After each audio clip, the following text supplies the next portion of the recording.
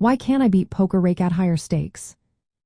Imagine sitting at a high-stakes cash game, feeling confident you can crush the competition, but then you notice your profits are not adding up as expected. What's going on? You might think that since the rake in big blinds gets smaller at higher levels, beating it should be easier. But in reality, many players find it tougher to beat the rake as stakes go up. Let's break down why that happens. First, even though the percentage of rake taken from each pot stays the same or gets slightly lower, the actual dollar amount you pay in rake per hand is bigger because the pots are larger.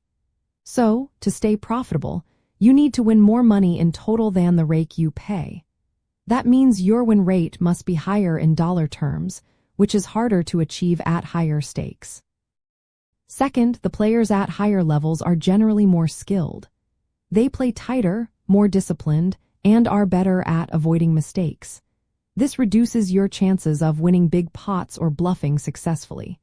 So even if you are a strong player, your edge shrinks because the competition is tougher, making it harder to generate enough profit to cover the rake. Third, the way rake is structured often favors players who play a lot of hands and generate more rake. Many online poker sites reward high-volume players with rakeback or loyalty bonuses. But at higher stakes, if you play fewer hands or are more selective, you might not generate enough rake to qualify for these rewards. Without enough rakeback, your net profit takes a hit.